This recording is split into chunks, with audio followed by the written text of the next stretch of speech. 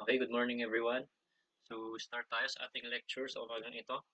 Ang pag-uusapan natin sa umagang ito ay about polynomial curves. So, yung goal natin sa lecture na ito is to be familiar sa mga solutions sa mga problems regarding polynomial curves and maging ma-familiarize din natin yung steps sa pag-graph ng polynomial curves. So, example problem natin, yung mga possible problems na lumabas sa regarding polynomial curves ay ito. So, find the tangent and normal to the ellipse. So, given yung function of 4x squared plus 9y squared is equal to 25 at the point 2, negative 1. So, sa mga past na lectures natin, yung mga problems na sinusolve natin ay hinahanap natin yung slope ng tangent lines.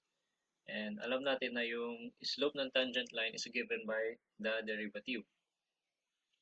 So, sa problem na ito, yung magiging sagot dapat natin ay yung equation ng tangent line and equation ng normal line. To the ellipse, 4x squared plus 9y squared equals 25. So, before we continue sa solution, konting review lang tayo. So, we have a function f of x and ito yung graph niya given by this line.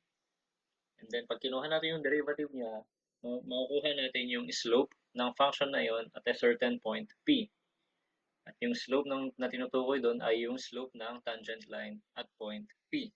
Ngayon, pag sinabi naman nating normal line, itong line na ito, ang normal line ay yung perpendicular line sa ating tangent line. That is your normal line. And yung relationship ng normal line at ng tangent line are given as follows. So we have the slope for tangent. Alam na natin yan, na yung slope ng tangent natin ay yung first derivative. So it can be given by u over v or any value.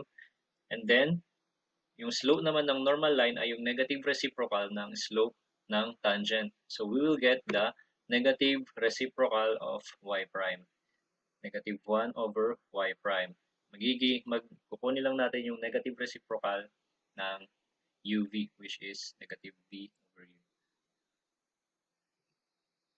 And then, isa pa sa mga gagamitin nating equation para sa mga solutions ng polynomial curves ay yung equation of a line that is given by the point slope form. So, review lang natin yan sa geometry natin.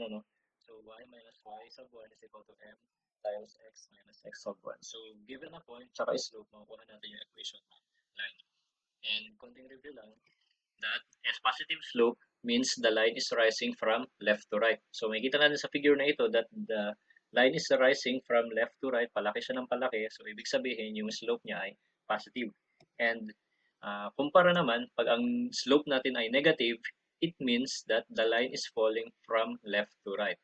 So, yung sa figure na ito, yung normal line natin, ang slope niya ay negative because it is falling from left to right. So, it is a decreasing function pag yung slope niya ay negative. So, okay na.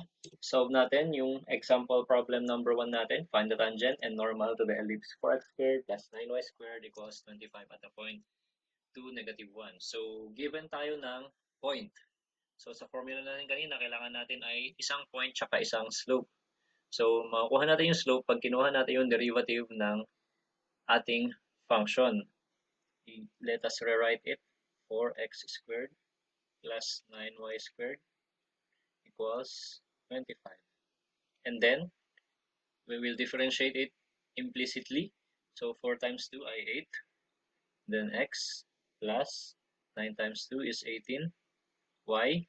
Then, yung y prime equals the derivative of a constant is 0. So, this will be 0. So, we have our equation for a slope now. Let us simplify it. We have y prime is equal to negative 8x all over 18y.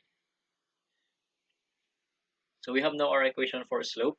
So getting the slope of the tangent line, we have y prime is equal to negative 8 times, let us evaluate it at point 2, negative 1. So 2 over 18, negative 1. Then we will have 8 over 9. So this is the slope of our tangent line now. So we have a slope, we have a point. We can now get the equation for the tangent line. So we have the point slope form, y minus y sub 1 is equal to the slope times x minus x sub 1. Let us substitute the x and y values for the point 2, negative 1. So y minus negative 1 equals the slope 8 over 9 x minus the x value for the point. So we will simplify it. We will have 9y plus 9 equals 8x minus 16. And then we further simplify it. We will have 25 equals 8x minus 9y. So this is now the equation of the tangent line. Now let us proceed to the equation of the normal line.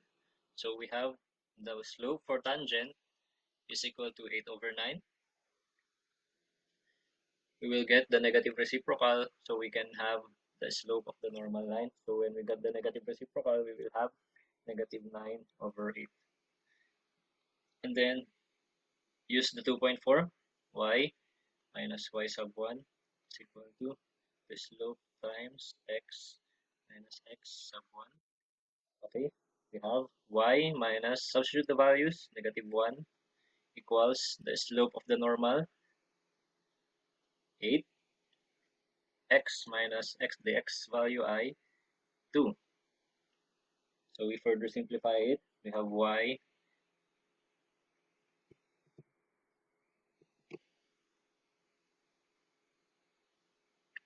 we have 8y plus 8 equals negative 9x plus 18. And then simplify it further, we will have 8y plus 9y, 9x I mean, and then we will have 10. So this is now the equation of the normal line.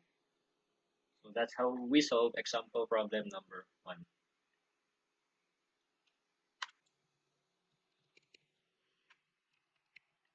Okay, let us proceed to our example problem number 2.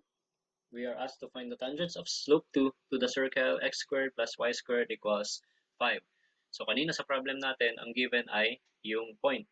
Tapos hahanapin natin yung equation ng tangent. Ngayon, hahanapin ng equation ng tangent, given naman yung slope and missing yung point. So first, we will differentiate our function x squared plus y squared equals 5.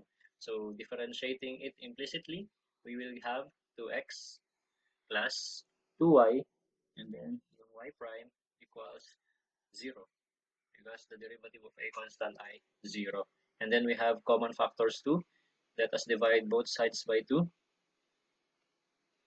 We can divide both sides by 2 and we will be left with x plus y prime equals 0.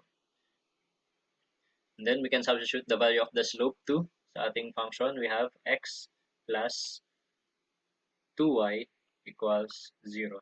And ito na yung magiging equation number 2 natin.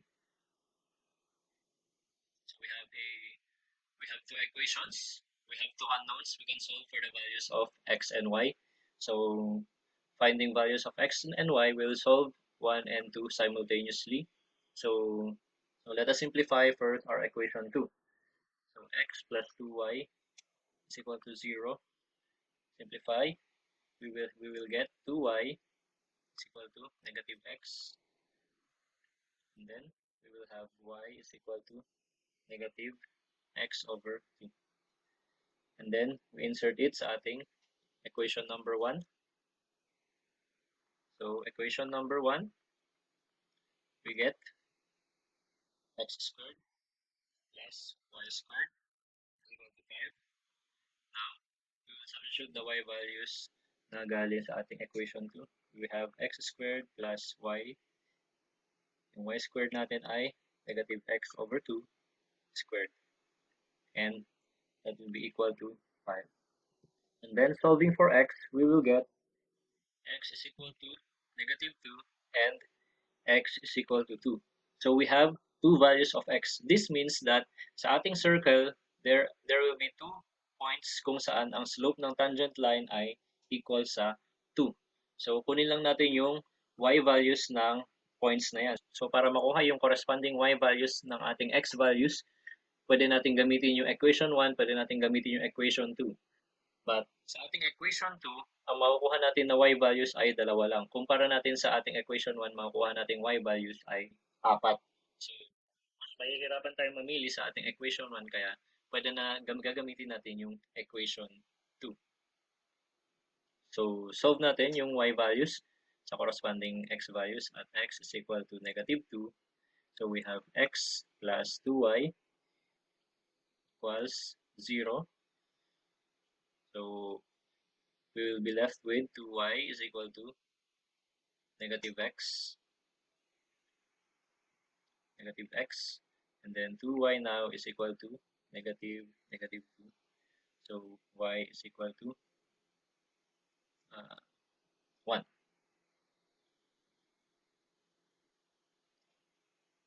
And then, the other x value at x is equal to 2, we have x plus 2y, yung second equation natin. Then, substitute lang natin 2y is equal to negative x. 2y is equal to negative 2. And then, y is equal to negative 1. So, therefore, at P, 2, negative 1, and Q, negative 2, 1, the slope is equal to 2. So, we have 2 points. We have a slope. Makuha na natin yung tangents sa ating circle. So, let's solve it at P.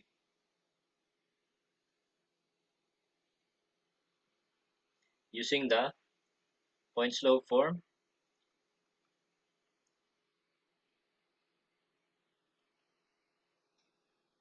So, substitute the values. We will substitute the values. Y sub 1 will be negative 1. The slope is 2. So, x minus x sub 1 is 2. So, we will simplify. Y plus 1 equals 2x minus 4. So, simplified further, we have y minus 2x equals negative 5. So, let's transform it para mas magandang tignan ng ating function. We have 2x minus y is equal to 5. So, that is your first tangent line with the slope. So, let's solve it at point Q.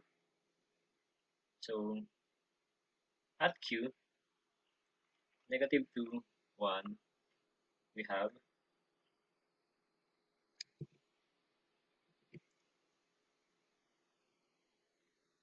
slope x. So, y1 is 1 equals, the slope is 2, x minus negative 2. So, simplified further, y minus 1 is equal to 2x. This will be positive times 2 plus 4. So, let's simplify. So, y minus 2x is equal to 5. So, this is now the equation of the other tangent lines sa ating circle. So, dalawa yung tangents niya kasi kung titignan natin yung circle, for instance, we have this circle.